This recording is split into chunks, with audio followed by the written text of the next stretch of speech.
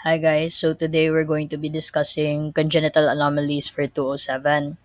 Yeah, in our report, we're going to be discussing the definition, etiology, epidemiology, basic medical sciences, pathophysiology, pathogenesis, signs and symptoms, course and prognosis, and the surgical procedures involved in congenital anomalies. But before those things, we're going to give quick definitions para sa main defects o congenital anomalies in general para masabtan nato tanan. So the first thing we're going to define kay ang congenital anomalies. So basically, these are known as birth defects, congenital malformations, or congenital disorders. Niya, mga structural or functional anomalies ni sila that occur during intrauterine life or basically during pregnancy inside sa womb. So nagadevelop siya as the child is growing inside the womb. So these can be detected and identified prenatally at birth or even much later in life. Like for example, mga hearing defects na ara ra mabantayan once maka-reach ang child to a certain age na expected na mo respond siya to sounds. So mo na siya ara pa siya mabantayan na dili mo respond ay ang child. So, but basically for today, we're going to be talking about congenital heart defects. So, these are defects na nagahitabo sa structure sa heart. So, of course, congenital man, so they are present at birth. Yeah, they are the most common type of birth defect. So, these defects may involve the walls or the valves sa heart or even the arteries and veins near sa heart. So, the first one of these defects kay ang tetralogy of Fallot. So, in tetralogy of Fallot, na-affect ang blood flow through the heart and the heart does not form correctly inside the womb during pregnancy. So, mo na naka-affect sa blood flow sa heart. So, as you can see here sa picture, mo na ang picture sa healthy heart, naray proper flow of blood. Pero if you compare nimo siya sa naay heart na a heart na naay tetralogy of Fallot, you can see na here, if you observe the septum, naay gap sa septum, or if you observe the pulmonary artery kay narrow ra siya compared sa normal na heart. So mo na stuff na maka-affect sa blood flow sa heart.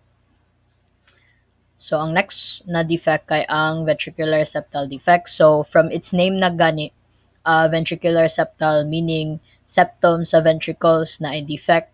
So as you can see here, mo na yung right ug left ventricles and makita nimo sa septum na naay gap. So, maka-affect na siya sa heart niya, maka-cause na siya further complications. Next kay ang atrial septal defect. So, similar siya sa VSD, but then sa atrium na siya na area. So, here sa right and left atrium, you can see na ay hole sa septum na naga-divide nila and that can cause further complications in the long run if left untreated. Yeah, ang last one that we will be discussing for today kay ang patent ductus arteriosus or ang PDA. So ganina na-affect ang septum sa heart, but for patent ductus arteriosus ang na-affect kay ang arteries near sa heart. So PDA is a persistent opening between the two major blood vessels leading from the heart. Nya, the ductus arteriosus or the opening kay normally mo close ra na siya after birth. So uh, while the child is still in the womb, naadyo na siya na opening. But then, after birth kay, it closes on its own. But once na inighuman o pagkatao sa bata, niya wala jud siya ni close on its own. Ana na mag-cause of problem. So, that's what we call PDA na, patent ductus arteriosus. So, you can see here in the picture, mo ni ang pulmonary artery niya, mo ni ang aorta. And you can see here na naay opening sa pulmonary artery og ay opening sa aorta which leads to the pulmonary artery. So maka-affect na siya sa blood flow side within the heart niya, maka-cause na siya further complications na dapat i-deal with sa bata. So that's all for the basic definitions. So now moving on to the next part of our presentation, we will be discussing the etiology or the cause of those four mentioned congenital heart defects. So one thing you must remember is that congenital heart defects arise from problems early in the heart's development. However, there is often no clear cause for it. There might be environmental, genetic factors that could contribute to the occurrence of such congenital heart defects. However, there are no clear causes as to why they occur.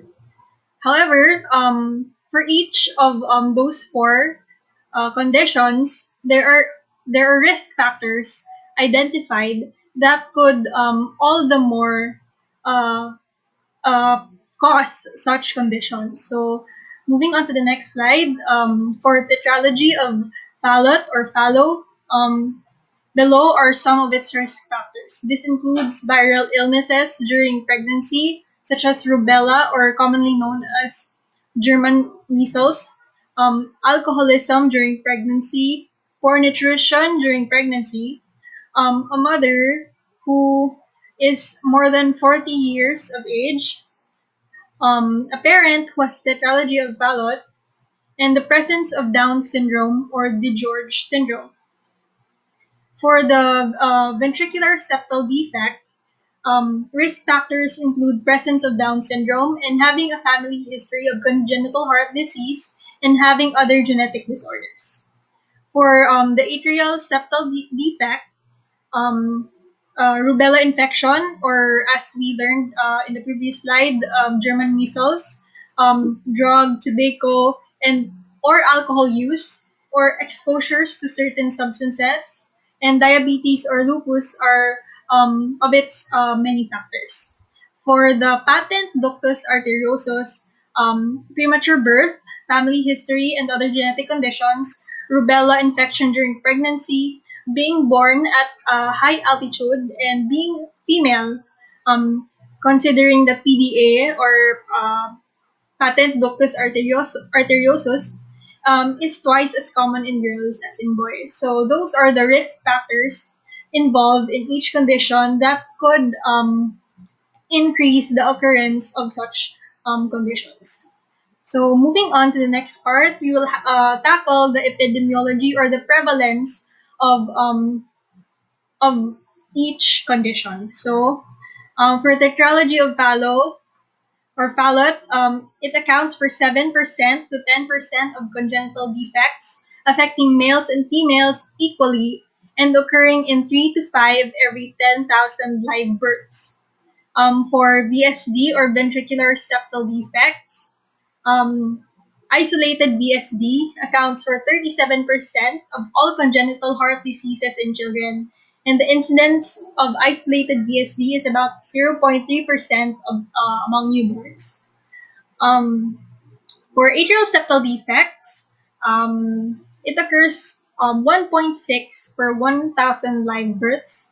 And for PDA or patent ductus arteriosus, on average, it occurs in about 2 out of every 1,000 full-term births and about 8 out of every 1,000 premature births. This condition is also more common in infants who have genetic conditions such as Down syndrome, as stated a while ago in the risk factors, and also in infants whose mothers had German measles during pregnancy. So again, as stressed in the previous slide, PDA is twice as common in girls as in boys. So good afternoon everyone. I'm Erica and I'm going to tackle about the basic medical sciences of our assigned condition, which is the congenital anomalies. So this is just an overview of our topic last SAM, especially our cardiovascular system. Most importantly, gitakal na sa ni Sir Poy. And I hope you still remember the most basic parts sa tuang cardio system. So as we all know, our heart is an organ that is responsible for pumping blood and nutrients into circulation around our body. So without this, I won't be here recording this session because it is one of the major parts of our system that keeps us alive. And also, you won't be here listening to my recorded session if wala ni siya.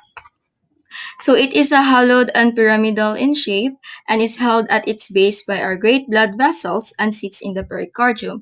So our great blood vessels, diba, includes our inferior vena cava, our superior vena cava, and our pulmonary arteries and pulmonary veins. Next is we have our four chambers. So I think we all know where our chambersman is located. So this is our right atrium and left atrium, our right ventricle and left ventricle. And then these two chambers are separated by a septum. So our interatrial septum, this separates the right atrium and left atrium. So if ever na hole in this part, kay what will happen? So, mamix ang ato ang blood. So, instead of diri na siya na part, moadto siya sa atong right side, which is dangerous sa ato ang system because it can increase the amount of blood that flows through the lungs as well. So, instead of i-pump back siya balik sa ato ang body, ma-pump back siya out sa ato ang lungs. So lastly, our interventricular septum, obviously, mo ni siya ang diri nag-separate sa ato ang ventricles. It's still the same, no? Nga if never na siya hole or defect sa part, so mamixed ang blood. And then, the oxygen-rich blood, imbis mo balik siya, imbis i-pump back siya sa ato ang body, na maghatag siya og oxygen, mabalik na noon siya pump back sa ato ang lungs. So these septums, this explains the condition that is under our congenital anomalies. So mo ni siya ang sa atrial septal defect, and this one for the ventricular kay katong VSD or the ventricular septal defect. So for more in-depth about the conditions, this will be reported by my other members of the group. Okay, so now I will be discussing the pathophysiology or pathogenesis of congenital heart anomalies. So we have four classification of heart defects. We have increased pulmonary blood flow, decreased pulmonary blood flow, obstructed blood flow, and mixed blood flow. So you will see each classification when I start to discuss each condition. So first, we have the tetralogy of Fallot. It is a defect of decreased pulmonary blood flow, which, if you remember, is the second out of the four classifications of heart defects. So it is associated with four different problems: pulmonary valve or artery stenosis, VSD present prenatally, which in turn causes right ventricular hypertrophy, and an override of the ventricular septum by the aorta. So essentially what happens here is oxygenated blood is unable to exit and go to the lungs. This is caused by a pulmonary stenosis, and instead, the blood will take the path of least resistance. And this would be the defect which will cause a right to left shunt as well as the aorta. So I will be showing you a video which will help further understand the tetralogy of Fallot. Tetralogy of Fallot, or TOF, is a congenital heart disease, classically known as a combination of four defects that disrupt the normal blood flow in the heart. In normal circulation, oxygen-poor blood from the body returns to the right side of the heart, where it is pumped into the pulmonary artery and to the lungs. After being oxygenated, oxygen-rich blood from the lungs returns to the left side of the heart to be pumped into the aorta and out to the body. Infants born with TOF are presented with four major structural defects: narrowing of the pulmonary output, ventricular septal defect, an opening in the interventricular septum, displacement of the aorta, it now connects to both ventricles, and hypertrophy of the right ventricle. The four defects, however, are likely the result of a single incident during embryonic development: the malalignment of the upper part of the ventricular septum, known as the conal septum, with the rest of it. As the conal septum moves rightward and anteriorly, it creates an opening in the septum, blocks the right ventricular outflow tract, and pulls the aorta over the ventricular septum. Finally, because the output to the lungs is obstructed, the right ventricle develops thicker muscle to push harder, resulting in right ventricular hypertrophy. Okay. Oh. So next we have ventricular septal defect or VSD. This is the most common type of congenital cardiac malformation in children, and it is more serious than ASD or atrial septal defect, which I will be discussing later. So, as I said, it is the most common congenital cardiac malformation in children. It consists of a hole or an opening to the right ventricle. It consists of a hole or opening in the muscular or membranous portion of the ventricular septum. And then blood flows from the left ventricle to the right ventricle, which is called a left to right shunt. So, if you remember for tetralogy of Fallot, it was a right-left shunt caused by a pulmonary stenosis niya ang katong blood ni take og path of least resistance. For VSD naman, it is a left-to-right shunt. It's a left-to-right shunt. So there's an increased amount of blood pumped into the lungs, which is similar to ASD. This is because of an increased pressure sa heart. Tapos, moto siya. So, this defect is considered less serious if the opening is in the membranous section. However, it is considered a lot more serious if there are multiple muscular holes that are present. So again, I will be showing another video. Ventricular septal defect, or VSD, refers to an opening in the interventricular septum that separates the two ventricles of the heart. In normal circulation, oxygen-poor blood from the body returns to the right side of the heart, where it is pumped into the pulmonary artery and to the lungs. After being oxygenated, oxygen-rich blood from the lungs returns to the left side of the heart to be pumped into the aorta and out to the body. A VSD allows abnormal blood flow between the two ventricles. The net flow of blood, called a shunt, is usually from left to right due to significantly higher blood pressure in the left side of the heart. This is because the left side has to pump blood all over the body, while the right side only needs to send it to the lungs. If the defect is small, the shunt is negligible and does not result in any symptoms. A large defect, on the other hand, may overload the right side of the heart, causing it to fail. Okay. So next, we have, the atrial septal defect or the ASD. So for ASD, there exists an opening of the septum between the left and the right atrium. With this opening, when the left atrium contracts, the blood is sent to the right atrium, creating what is called a left-to-right shunt. So like I said, the VSD, similar ang ASD of VSD in that katong sa left-to-right shunt. So, moto siya. The left-to-right shunt causes much more blood to be pumped into the lungs, which causes a condition called wet lungs. So sa wet lungs, the lungs are more susceptible to infection. This condition also causes the right atrium to work twice as hard due to the increase in blood volume, thus causing the muscles of the right atrium to hypertrophy. So, yeah. Oh, my bad. Di na mauna video. Okay, this one.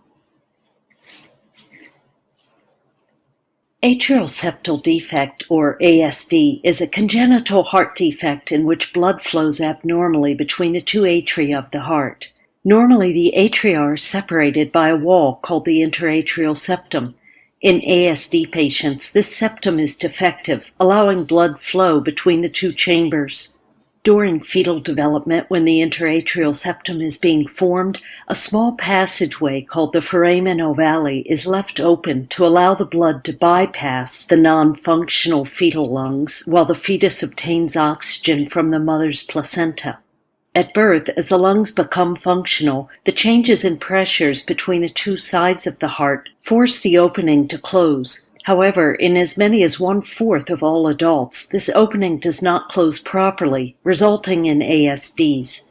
The severity of a defect is measured by a net flow of blood, or a shunt. A shunt can be in either direction. Commonly, the condition starts as a left to right shunt due to significantly higher blood pressure in Okay, yeah. So significantly higher blood. Yeah, kana mo na siya. So, oh, yeah. Okay, so now we have patent ductus arteriosus or PDA. A ductus arteriosus is a persistent opening between the pulmonary artery and the aorta, which is normal for the baby. Which is normal for babies in the womb for circulation. When the ductus arteriosus persists even after birth, then it becomes a patent ductus arteriosus. So in PDA, the flow of oxygenated and unoxygenated blood is altered, which can lead to heart failure and lack of oxygen to the brain. So I will now show the video katong na ganyan. Sorry. Before birth, a fetus receives oxygen from the mother's placenta. Oxygen is delivered to the fetus through the umbilical cord. Near the heart, blood bypasses the lungs by flowing through a normal blood vessel called the ductus arteriosus. It connects the pulmonary arteries to the aorta, which takes blood to the body. After a baby is born, the lungs fill with air, and the baby gets oxygen from the lungs. The ductus arteriosus is no longer needed and usually closes after a few days. If it doesn't close, it's called a patent ductus arteriosus, or PDA. Extra blood flow through the PDA can increase blood flow and pressure in the pulmonary arteries. This can damage both the lungs and the heart. Okay, so it can damage both the lungs and the heart. Okay, so that is it for pathophysiology. So hi guys, I'm back again and I'm here to discuss about the signs and symptoms of each congenital anomalies. So first, we have the tetralogy of Fallot. We have to look out for the central cyanosis. So we all know what cyanosis is, right? This is the bluish and the purple discoloration of our skin because of lack of oxygen in our body. So next is the coagulation defect. So coagulation is also known as clotting. So meaning there is abnormal blood clots with this kind of condition. Next is we have the clubbing of the fingers and toes. So clubbing of fingers and toes kanang kabantay mo anang murag mo dako ug kalit ang inyong nails, and then like lain kay lantawon kanang murag marsyag ning grow bitaw or something kana siya. Next is we have feeding difficulties. So feeding difficulties kay since maglisod man ta og kuan man gud no, og ginhawa nya connected ra biya jud ang ato ang pag the way we eat and the way we breathe. So I guess they have a relationship with each other. That's why we have feeding difficulties here. Then this results to failure to thrive. So failure to thrive mo ni siya mga children nga um, dili maglisod og grow because of lack of nutrients kanang wala siya wala sila nakatarong og kaon or wala sila maglisod sila og grow. And next we have dyspnea. So kani siya ang medical term of someone who has maglisod og ginhawa. Next we have the atrial septal defect. So first, we have a poor exercise tolerance. Then siyang small size for age. Next is the swelling of legs, feet, and the abdomen. And we had the heart murmur. And the last part is fatigue. So, dali ra siya kapuyon or something. Kay mula gito na hole sa iyahang interatrial septum. Next is we have the ventricular septal defect. Still the same sa tetralogy of Fallot na siya feeding problems, shortness of breath, increased perspiration, fatigue during physical activity, and increased incidence of respiratory infections than delayed growth. Actually, same ra gyud ang ilahang signs and symptoms yun, and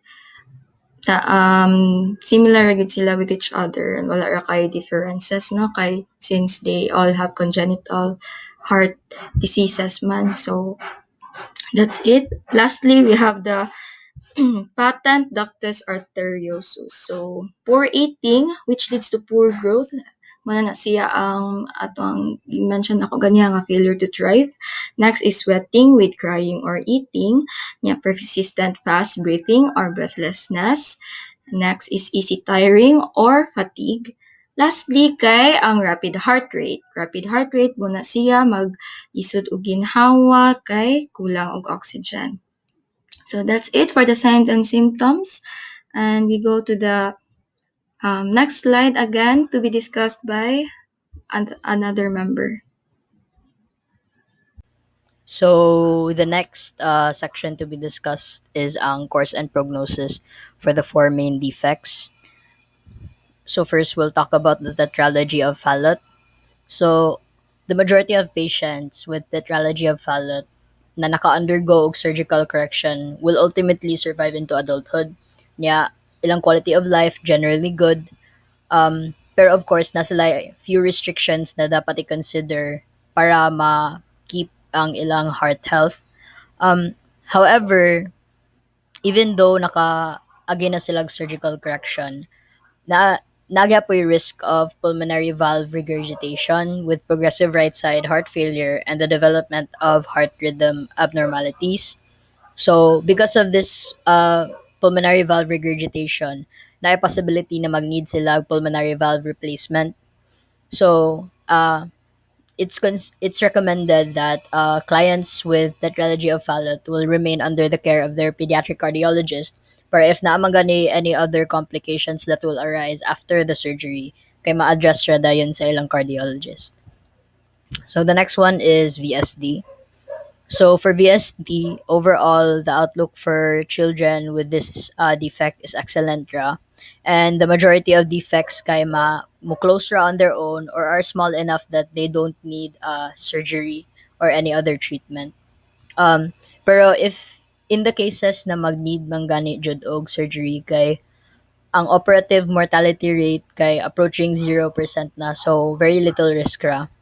And incidence of major complications during surgery such as heart block or incomplete closure sa defect kay 1% rasad, so there's very little risk if naka VSD nya small ra, and there's still a little bit of risk lang if nag-need ka og surgery for your VSD. Next kay ASD. So most ASD patients live healthily after nakakuha sila surgical repair for their ASD. Um, Other than that, they just need antibiotics para ma-prevent ang bacterial endocarditis. So, to protect lang the heart lining from infection. And after na, there's not much follow-up care needed after early diagnosis and repair. Pero if ever mangani na ASD is left untreated, so this can result to atrial arrhythmia and an increased risk of stroke. So, aside from that, nasa possible development of pulmonary hypertension. So it's really recommended na if namagana yung ASD, i-address jud dayon siya para dili siya maka-develop og other complications that would be harder to treat na noon. And finally, for PDA, patent ductus arteriosus, generally excellent outlook ra for patients if treatment is done early on. Pero if padugay-dugayon man gani ang treatment, kay mo ni siyang makadevelop na noon ang child og pulmonary vascular obstructive disease. So, naay other possible long-term complications such as coarctation, which is the narrowing of the aorta, or recurrence of the vessel. Although, both of these problems are extremely rare. Pero mo na possibility, so it's better na if naaman jud gani PDA ang child kay early madu ang treatment para dili siya maka-develop into other complications. And that's it for the course and prognosis of the four main defects today. So for this part, I'll be discussing the surgical procedures involved in those four congenital heart defects. So first, for the tetralogy of Fallot, initially, this condition is managed through medications. However, if such is not possible, temporary procedures like the Blalock Taussig surgical procedure is done until a more complicated surgery like the intracardiac repair is possible. So as for the intracardiac repair, it is basically an open heart surgery that is usually done during the first year of birth and involves several repairs. So what the surgeon does here is that they place a patch over the ventricular septal defect to close the hole between the lower chambers of the heart. The surgeon also repairs or replaces the narrowed pulmonary valve and widens the pulmonary arteries to increase blood flow to the lungs. So moving on to the ventricular septal defect, um, medications involve beta blockers, which are known to help in maintaining the regular heartbeat of the child. So, for surgical repairs, surgery is often done is also through open heart surgery and requires a heart lung machine and an incision in the chest. So the doctor uses a patch or stitches to close the hole.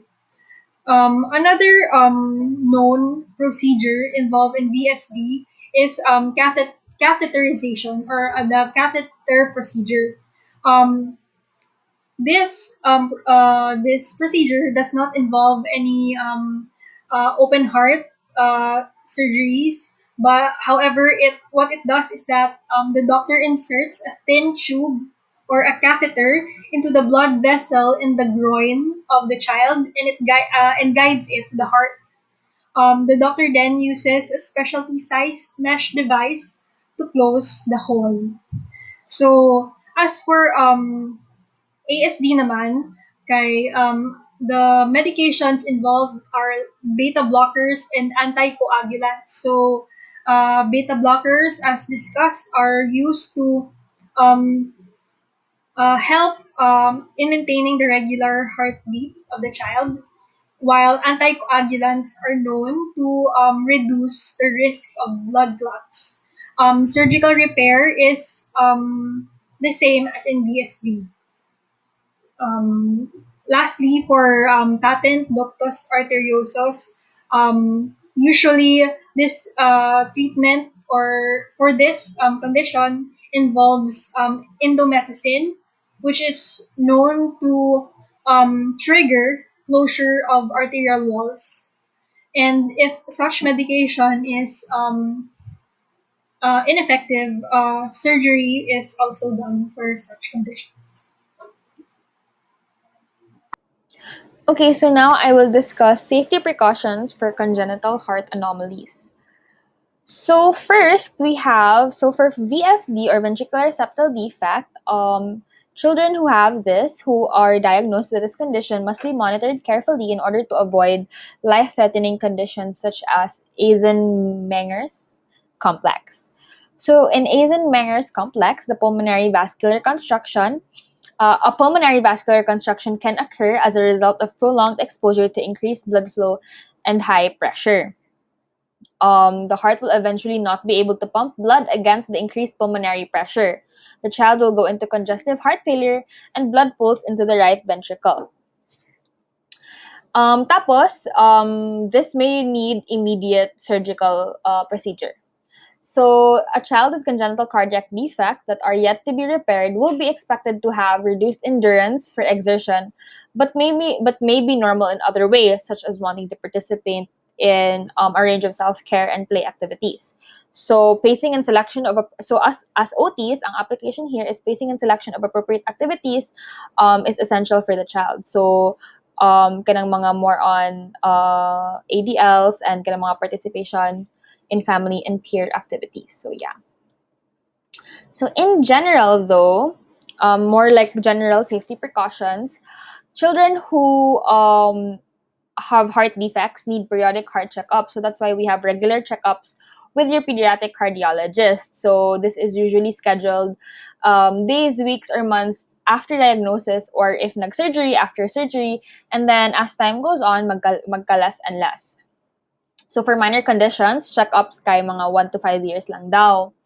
And then in these checkups, testings may include standard electrocardiogram, 24-hour ambulatory electrocardiogram or Holter scan, chest X-ray, routine transthoracic echocardiogram, transesophageal echocardiography, MRI or CT scanning of the heart, exercise stress testing, and cardiac catheterization and angiography.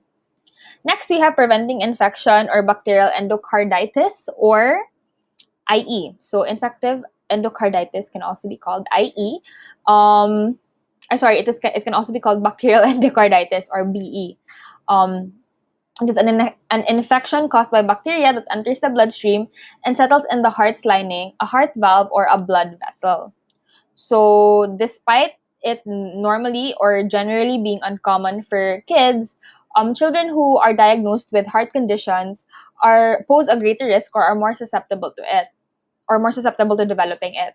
So, good dental hygiene goes a very long way towards preventing heart infection by reducing the risk of tooth or gum infection. So, the AHA or the American Heart Association has recently posted an updated guideline for preventing endocarditis.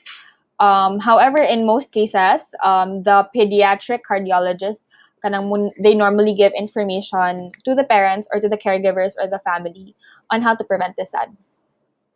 So next, we have physical activities such as aerobic exercise.